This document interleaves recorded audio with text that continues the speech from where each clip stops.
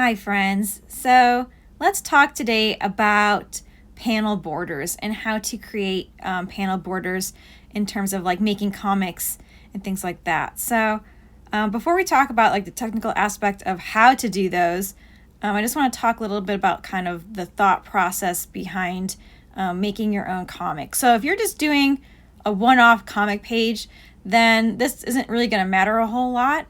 The real goal is to think about the end product first. Are you going to be making like an ongoing series? Is this like a 3-page thing, a webtoons versus a graphic novel? You always want to think about your end result first. If your intention is to make like a printed book, then you've always got to consider like printing things. So you can't go all the way up to the edge when you're doing your artwork or your panel borders.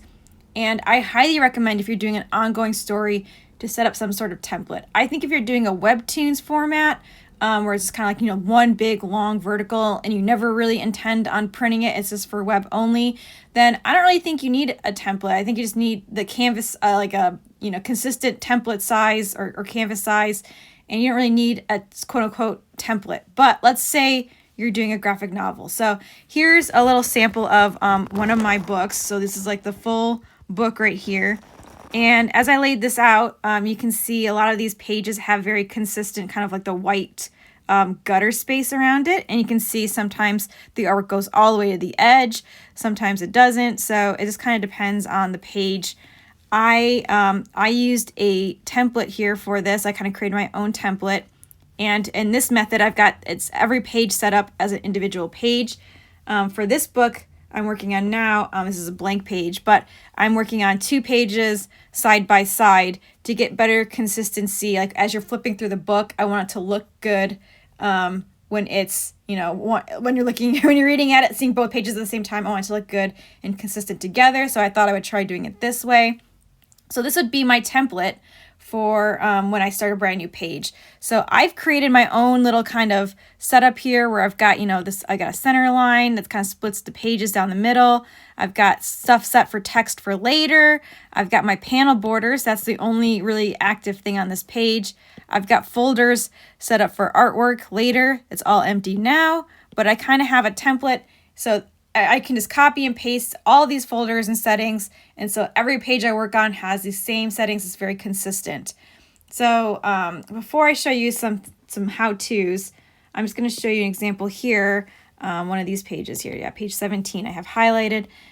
So the first method of making panel borders I like to do is I just like to use straight lines on a vector layer, because I like to expand sometimes past the borders. So most of these images here, these panels, the artwork stays within the panel, but we can see in this one panel right here that Clip Studio is like, I got too many files open right now.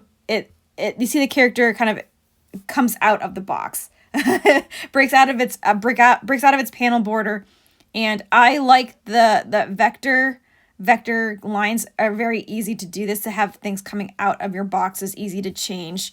So that's why I prefer to use it.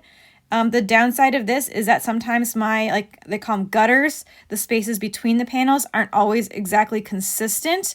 I try to get it close, but it's never going to be perfect.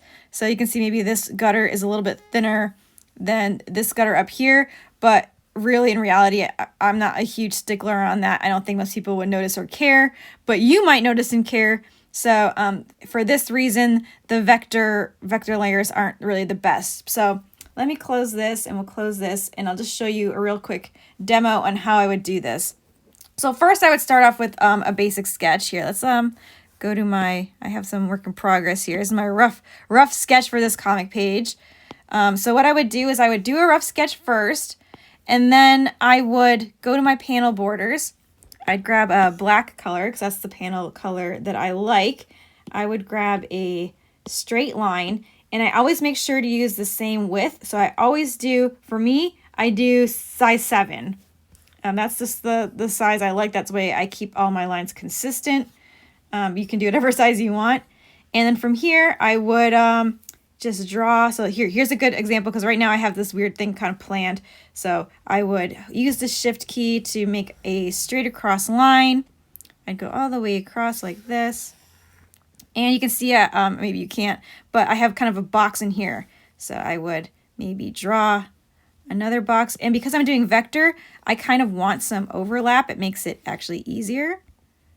So ta-da. So there's my panel. Now you might look at that and be like, ew, Val, that doesn't look very cute. But because it's vector, I can use my vector eraser and very quickly clean up this. So now I have a more beautiful to look at panel box. So this is how I do panel boxes. I find it very quick and easy to do this. And because it's vector, and if I change my mind, I can always edit it. I can just do it again. I can copy and paste a new panel borders that I've got saved and just paste it in there and try again. So it's very quick and simple to do.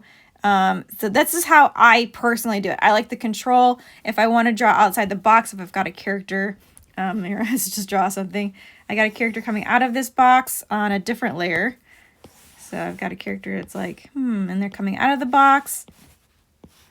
They're thinking, I guess it is, or they're waving, sure, whatever. I can always go to here and it depends on my settings, actually, on my eraser.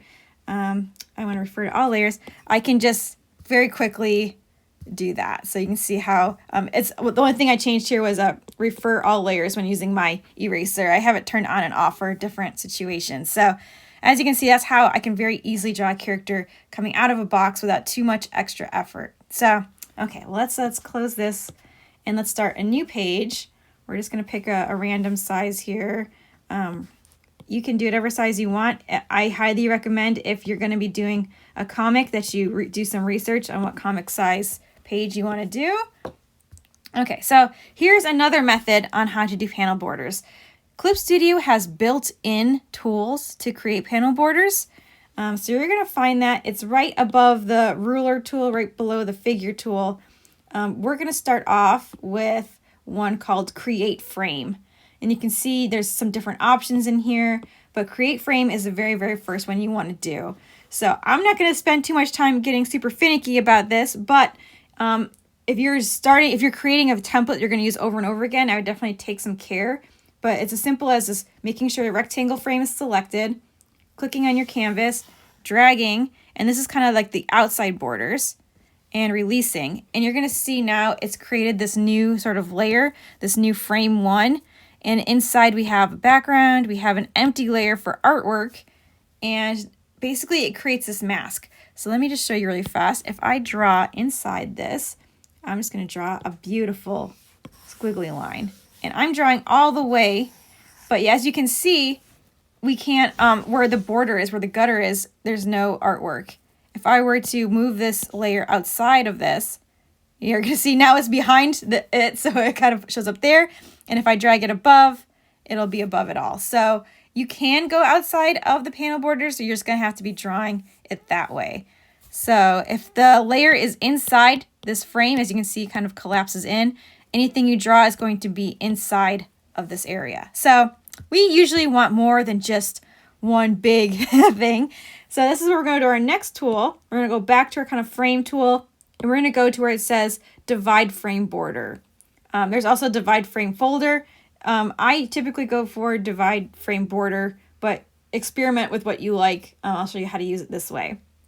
So you're going to see here we have some tool properties, settings we can do. I'm just going to do straight line, but as you can see, you've got other options for curves and polyline. And there's also these settings called vertical gutter and horizontal gutter. So let me show you what those do. First, I'm just going to draw a line with this divide border setting active. I'm going to click on my canvas, and you're going to see now this line appears. Now, if I hold down Shift, it'll make a straight line. If I just kind of drag around, it's just going to go any which direction I want. So let's start with a straight line. Boom. And I'm going to do one up and down, and I'll do this one kind of off center. So now you can see you've kind of created two different panels here. Technically three, I guess, with the big one. But we've very easily kind of cut this up.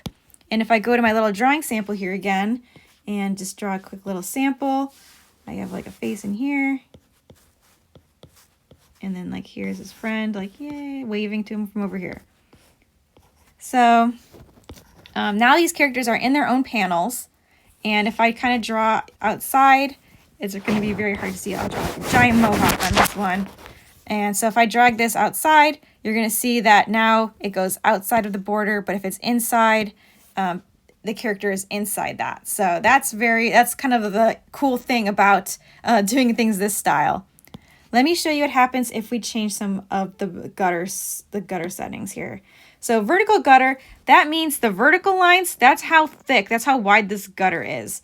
The horizontal one, that one's going to control that one. So we can have, like right now it's 30 and 30, so it's even, but we can change this. So let's do our horizontal gutter as something way more, and our vertical one as way less.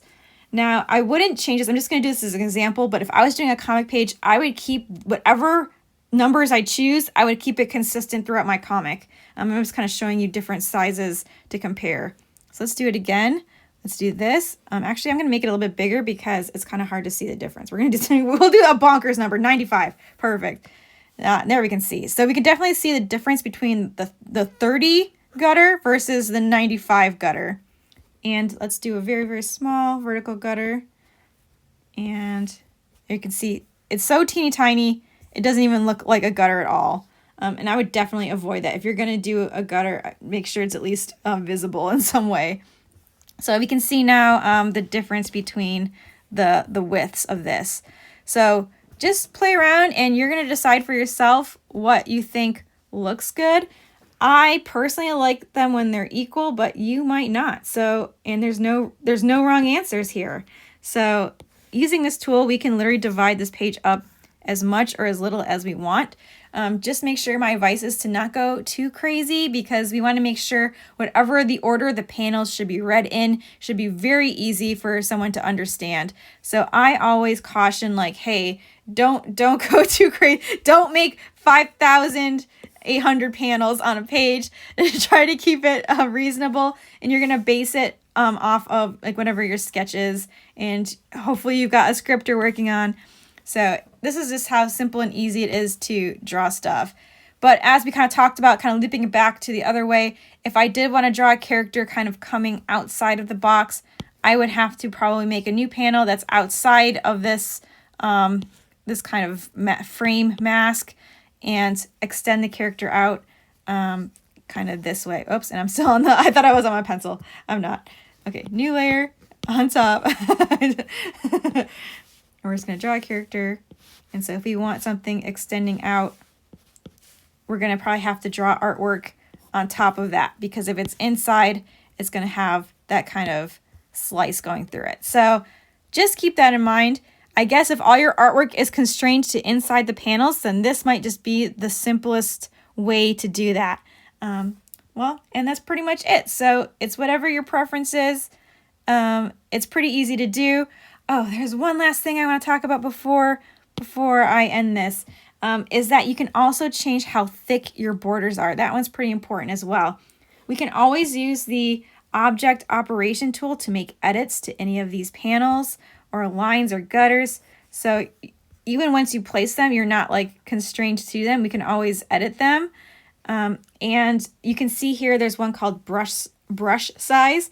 And if you increase that, then you're going to increase the thickness of your borders, your panel borders. And here, let's do it again.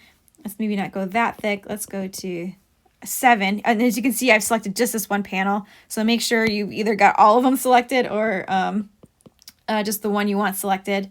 And you can also change the color of your panel. So let's say I don't want black panels, I want red panels. There you go. So just know you can use this object operation tool to make edits. So if you feel like, oh man, I wish I had placed this differently, it's not too late. You can make changes to your panels. So, all right, okay, I think that's it now. So hopefully you found this helpful, and have fun making some comics.